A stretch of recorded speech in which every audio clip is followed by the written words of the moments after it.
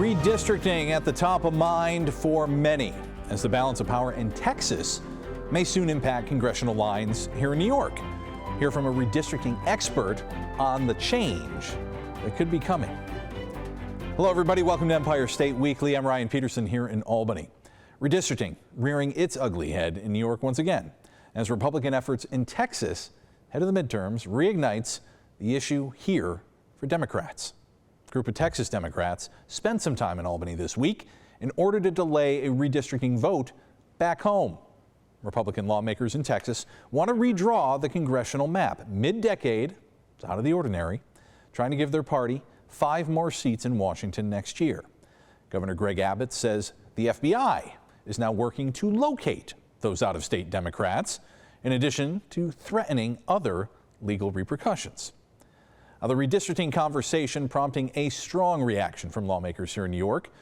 An amendment to the state constitution was proposed this week that would allow mid-decade congressional redistricting if other states change their lines first. If Republicans are willing to rewrite these rules to give themselves an advantage, then they're leaving us no choice. We must do the same. If approved, the earliest anything could take effect would be 2028. Currently, the state's constitution requires an independent redistricting commission to agree on a set of maps, a process that in the recent past has failed and resulted in several lawsuits. All right, joining me now to give us some of his expert insight on the redistricting fiasco, Jeff Weiss, the adjunct professor at New York Law School, who knows a thing or two about this very subject. Professor Weiss, nice to see you. Thanks for joining us. Thank you for having me on. Great to be back. So let's talk about this here. Redistricting. This is something that typically, for most states, takes place every 10 years to coincide with the census, correct?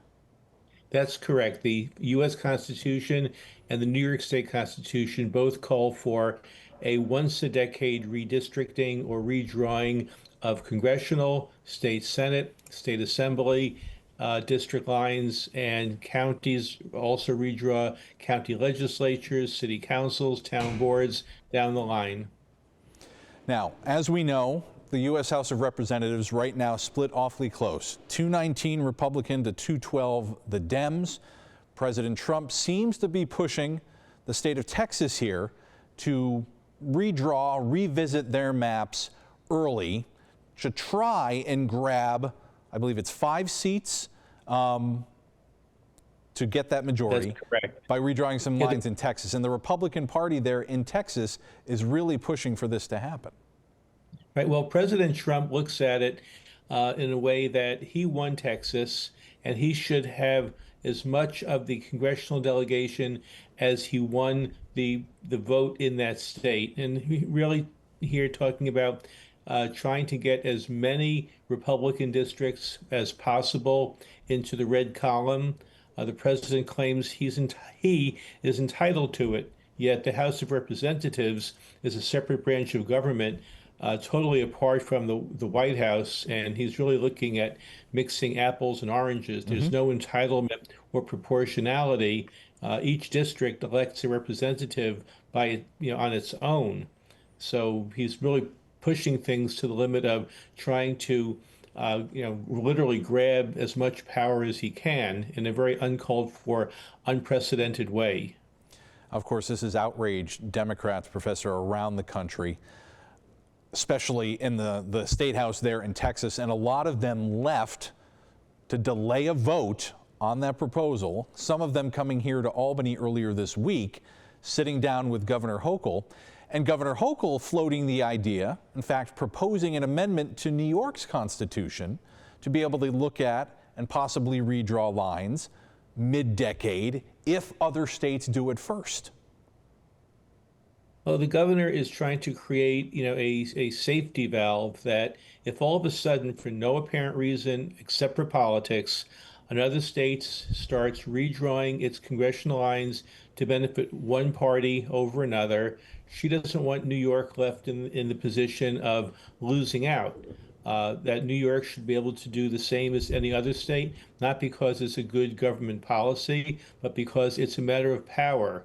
And I believe she looks at it that with what the Republican Congress is doing to New York in terms of the loss of funds and programs, Medicaid, food stamps, transportation, education, that it's worth fighting for seats in Congress rather than let the Republican Party walk away with even more power and to help Donald Trump in his final 2 years in office after the 2026 elections, 2026 through 2028, his last 2 years, that the Republicans want Donald Trump to remain in power and to control the triumvirate that he has now with the executive, the Senate, the House, and some see also the judiciary. Won't be easy here, though, in New York. Talk to me a little bit about the reforms that were pushed through more than a decade ago now by former Governor Andrew Cuomo. Well, in 2014, New York voters approved a constitutional amendment that reformed the way the state redraws its congressional and state legislative district lines. In a nutshell, the amendment created an advisory commission to suggest maps to the legislature for the legislative bodies. The amendment also included language that prohibits redrawing the lines until after the next census 10 years later. So in essence, the Constitution includes a prohibition against so-called mid-decade redistricting. And the last time that happened here with the Independent Commission, that didn't go so well either. In fact, if memory suits, they brought in a special master to draw up some lines, correct? Well, yeah, that's right. The commission did not work out as well as expected. Yeah. Not that it was expected to work as it had been planned, but in 2022, after the commission submitted one set of legislative maps to the legislature for approval, the legislature rejected them. The commission was tasked to go back to work and send a second set of maps to the legislature, but they failed to do that. The commission basically along partisan lines imploded. And at that point, the legislature in early 2022 took it upon itself to complete the line drawing and enact maps on its own. And those maps were struck down by the state courts because they ruled that the legislature could not pick up redistricting until the commission fulfilled its mandate. Subsequently, by 2023, 2024, the courts ordered the commission back to work, and the commission did complete most of its job by submitting congressional and state assembly maps to the legislature, which then modified them and put in place, with the governor's approval, the maps that were used in the 2024 elections. It got awfully messy, and something tells me it's going to get messy again. Professor Weiss, we'll be talking with you again, I'm sure, for your expert opinion. Thank you as always, Jeff. We appreciate it. Nice to see you. Thank you for having me on again. A long-serving assemblyman will be resigning at the end of the month. When we return, we'll hear from Assemblyman Billy Jones ahead of his resignation and take a look back on his career as a public servant. Remember, as always, if you've got a comment, story idea, we'd love to hear from you. Email us, news@news10.com, or you can reach out on X, Twitter, @WTEN.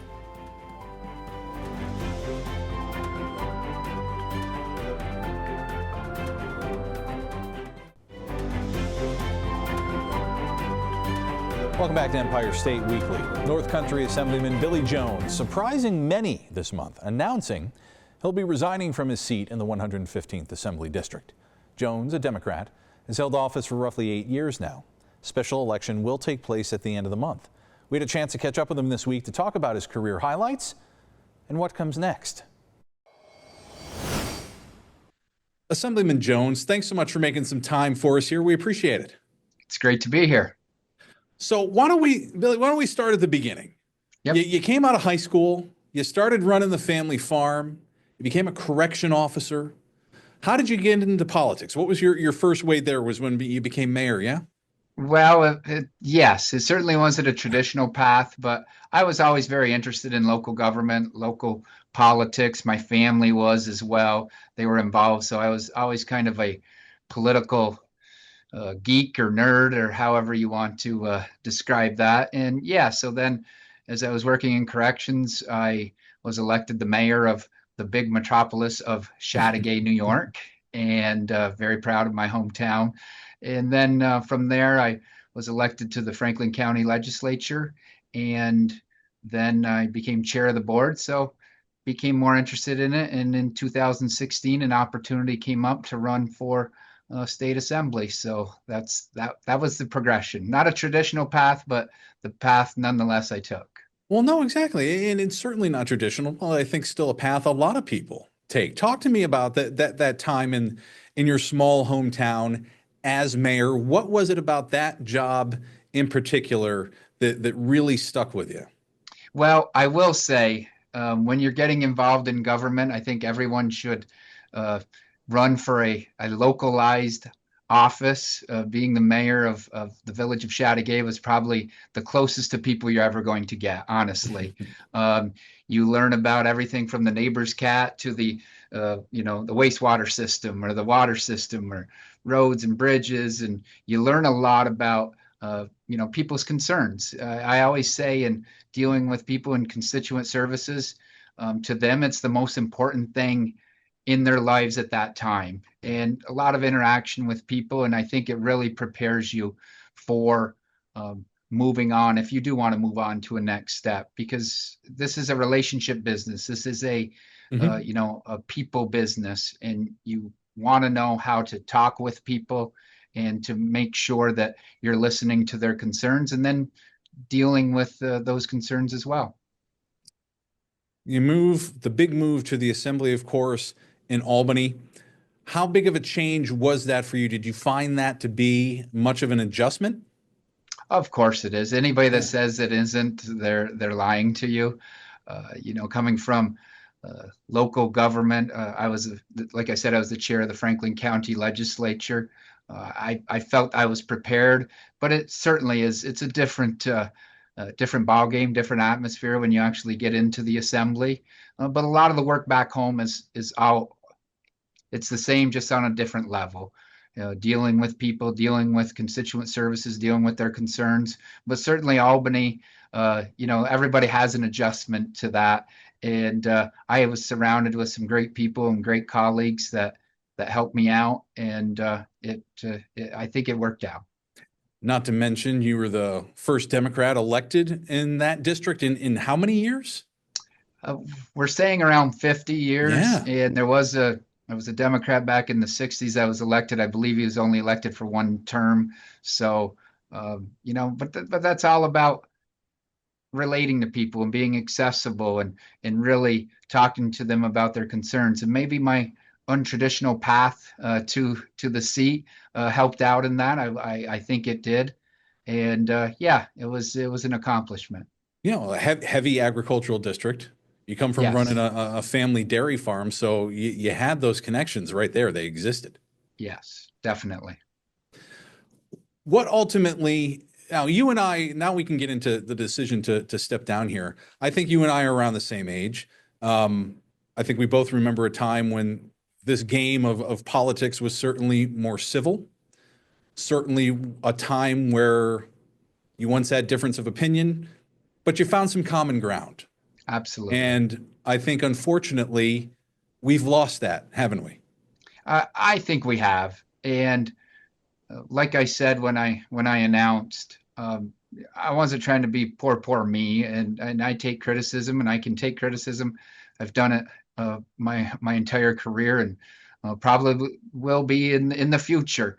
I just think the nastiness behind it, it comes to a point where it's just whatever your opinion is, it's wrong because maybe that letter's behind you or ahead of you, or maybe they just don't like the set of clothes you're wearing that day. I don't know. It just seems that we have come to a point where it wasn't there's election season. Okay, we have that time frame. Yeah, and we can get into that, and we all have ideological differences. That's what makes our democracy so wonderful. Mhm.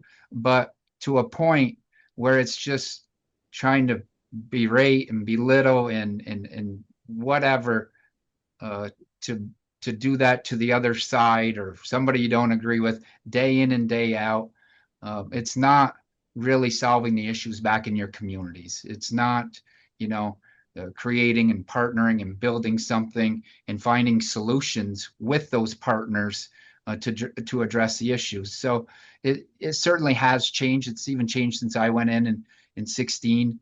And you know, it's not that it wasn't the reason I left, but certainly all that plays a factor in it.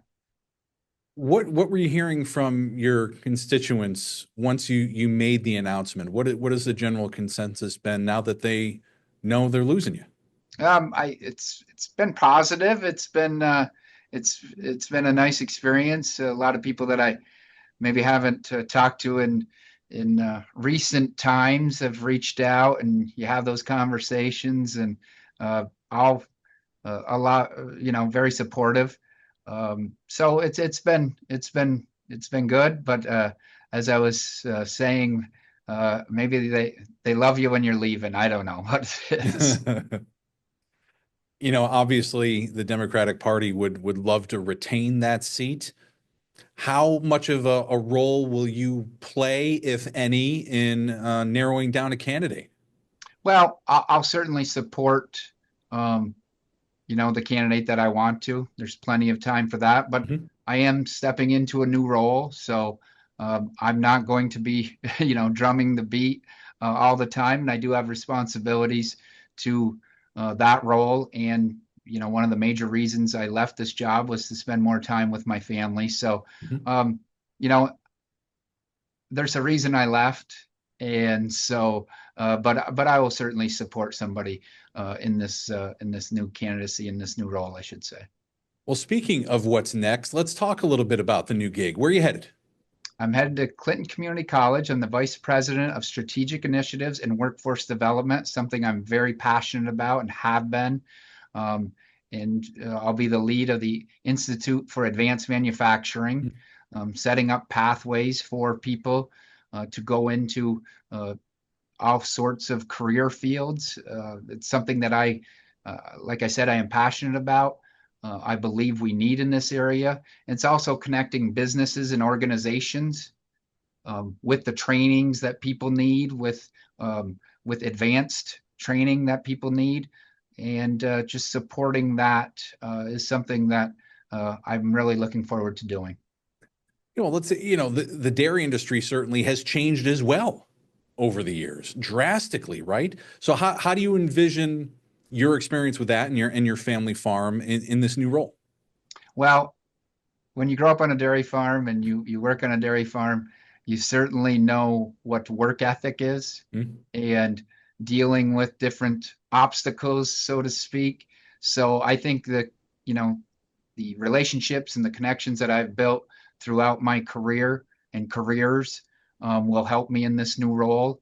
And certainly, um, you know, that work ethic to get things done, to get to a goal that's best for the college, that's best for the Institute for Advanced Manufacturing, helping our businesses and organizations out, and most importantly, helping students and adult learners on the path that they want to take and are going to have a good career in that field. Sure. Looking back on your time in the 115th district, is there anything that stands out to you, anything you've accomplished in that time that you're most proud of? I've been asked that question quite a bit, I'm and sure you have. I can't pinpoint one thing. Certainly, you have your moments where you're like, yes, you got that done. You know, supplying or getting resources for people, or you know, cutting that ribbon that you had a part of. All politicians love that. But what I am most proud of is the constituent services that we have accomplished, my team has accomplished here. You know, as I was saying earlier, politicians love the ribbon cutting. They love Mhm. the great headline, but a lot of the work is done. Most of the work is done behind the scenes, so to speak, in helping people out in their day-to-day lives and their issues. When they come to you, it's their biggest problem in their, you know, in their universe, so to speak. And to, you know, to walk through a grocery store or on the street and have somebody shake your hand and say thank you for what you did, or your team did to help them out with this particular issue. That's what gives me the most satisfaction. That's what I'm proud that we accomplished. And also not running down that road of in the mud politics, so to speak. We never went there. I never went there. We always kept things positive, even at times when you were maybe wanted to go down that road. We didn't. We always worked with people. I always made it a point to work with people to see what we could do, and never went down that path that I feel so many do now. If there's one piece of advice you could give to whoever ends up in your seat that maybe you didn't hear when you first started in the job, what would that be? Listen and learn a little bit before you speak. I think a lot of times you rush, you want to rush and be the first one out of the gate to, comment on something or make an announcement. And with this age of social media, as you know, that's the big thing to do. But I would say, listen to people, meet with people. I can't tell you the amount of meetings that I've had with organizations, local governments, businesses, unions, workers. You learn something every meeting you have. You learn a little bit on every meeting you have, and take that and put that in your, in your toolbox. And you can certainly use that as experience. And I think it helps. Plus, I would say, don't go down that road. Try to, work for the people. Although we all have our ideological beliefs, and there's a way to do it, right? I would just say, keep the people in mind, keep the people that you're interacting with in mind. Try to come to some solution-based issues solutions to problems, and partner up with people that know what they're doing, and bring those together. Don't go down that road of just waking up every morning and calling somebody a no good SOB for no reason. I mean, it's just we have too much of that now, and that's what I would like to see for this area. Sounds awfully nice, and I think a lot of people would agree with you, looking to get back to just that. Assemblyman Jones, thanks so much for your time. We really appreciate it. Best of luck. Looking forward to what you accomplish in the new role there at Clinton Community College. Thanks so much. Thank you very much. Great to be with you. Several congressmen were briefly detained in New York City as they tried to inspect a jail holding immigrants.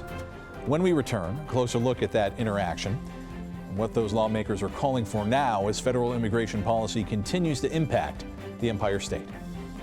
And remember, as always, if you've got a comment, story idea, let us know. We'd love to hear from you. Email news@news10.com, or you can reach out on X, Twitter, @WTEN.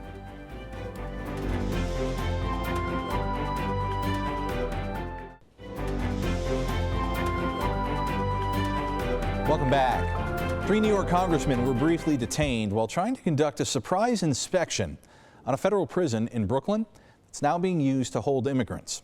Henry Rossoff with Pix 11 was there as this all went down at the Metropolitan Detention Facility. These 3 U.S. representatives say they're trying to exercise their right to do a random inspection on any immigration detention facility, and they say the Trump administration is using a technicality to cover up poor conditions inside. As soon as the 3 local congressional Democrats entered the gate to the Metropolitan Detention Center, a masked agent locked it behind them. He ignored calls to identify himself and then proceeded to lock the front door of the federal jail. It effectively left Congressman Dan Goldman, Congresswoman Nydia Velasquez, and Congressman Adriano Espaillat that are at the front door stuck in a small yard for a period of time. We have been trapped in here by a masked agent. In response to the members of Congress showing up, the federal detention facility was placed on lockdown, and lawyers meeting with clients were kicked out. They just told us we had to leave, and that's it. And they wouldn't tell us why.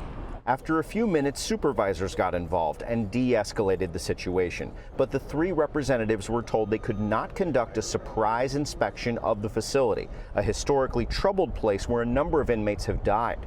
In recent months, due to the mass deportation push by the Trump administration, the jail now holds more than 100 detained immigrants, many without criminal records. There's concern about what's happening inside of here, especially after recently obtained video showed the immigration holding cells in Lower Manhattan at Immigration Court had unsanitary conditions, with detainees sleeping on the floor for up to 2 weeks. What we've heard is that the conditions here are incredibly horrendous, but also that people are not gaining access to lawyers. In separate statements, both the Department of Homeland Security and the Bureau of Federal Prisons say congressional representatives need to give notice to visit a facility like this one. But upon leaving, these New York reps say this is all a smokescreen to avoid legal inspections. Velasquez says she's visited this facility a number of times over the years and never run into anything like this. And I want for the American people to watch in real time the erosion of our democracy. This is the stuff of authoritarian fascist governments, where they hide people based on fictional reasons and prevent any oversight and accountability. The Department of Homeland Security also claiming there's been an 800% increase in attacks and obstruction of ICE agents as part of the reason for denying the visit. In Brooklyn, Henry Rossoff, Pix 11 News. All right, stick around. We'll be back with a look at the week ahead in just a bit. But here's that reminder. If you've got a comment, story idea, let us know. We'd love to hear from you. You can email news@news10.com, or you can also reach out on X, Twitter, @WTEN.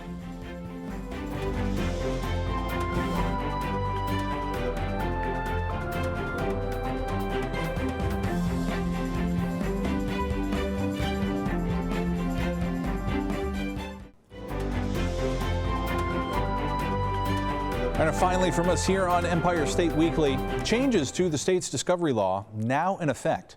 The changes aim to close a loophole to make sure cases aren't thrown out on technicalities. For instance, like when pieces of evidence are turned over late to defense attorneys. The state budget actually allocates $135 million to help both prosecutors and defense attorneys implement the new discovery changes. Next week, we'll be looking to speak with the District Attorneys Association and how the changes will affect them and their thoughts. For now, from all of us here on Empire State Weekly, I'm Ryan Peterson in Albany. We'll see you back here next week. Don't forget, you can catch Empire State Weekly all over New York State. Here's the full schedule of where you can find us on 10 television stations across New York.